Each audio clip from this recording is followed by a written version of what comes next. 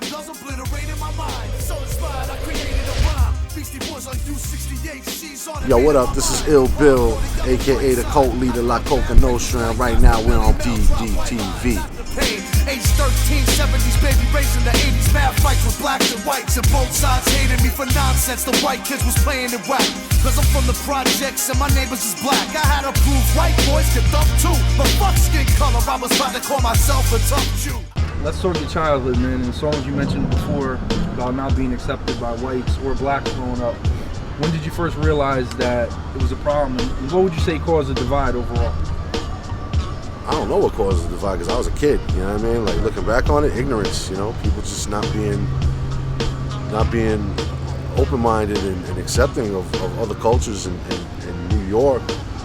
In a way, it was like kind of like, it's like an experiment. It's experimental in a sense because not a lot of places, I've toured a lot, I've been all around the world, man, not a lot of places are like New York. New York is kind of its own unique kind of a thing. Yeah. And I think now it's the city's in a better place, far better. You know what I mean? I think hip hop has brought people together racially and culturally, and I think the 20, 30 years have done this city and the world a lot of good. You know, it was just different back then. You know, it was just, people just didn't know who was who. People were more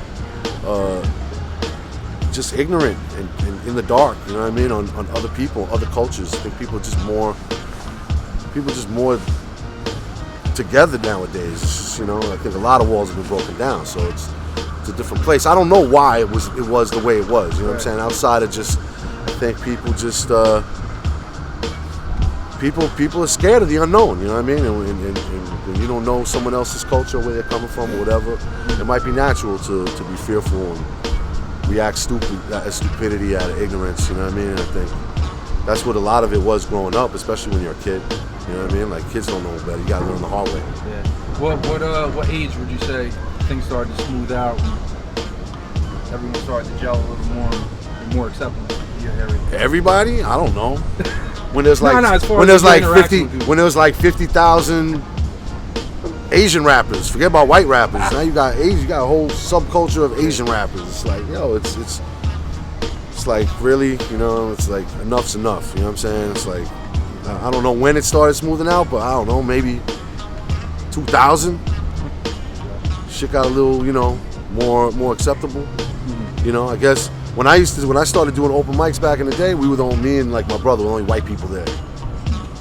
When we was hosting open mics in the late 90s, 2000s, there was no black people there. No, there was. There's a lot of fucking white people. No doubt. You were able to build a cult-like fan base, staying underground. You always played by your own rules. Was there ever a time where you were close to signing with a major, and are you happy that you did or didn't? I've had a couple major label deals over the years, solo-wise and with groups. Whether it was Warner Brothers, I sold a deal on Warner Brothers in the 2000s. Phixion was signed to Geffen in the 90s. We just never released any music through the majors, so you figured that one out. Whatever we presented, I don't think they knew what they were signing when they made the deal in the first place. I mean, I think in the end we learned a lot about major labels, about just the industry in general because of those experiences. They were kind of whack at the time, but looking back on it now, they were good experiences. And it is what it is. I mean, I enjoy putting out music independently. I own all my masters, so for better or for worse, I own that shit. You know what I'm saying? Which means my children own that shit. And that's what I think it's about for me. Being creative, being an artist, own your shit.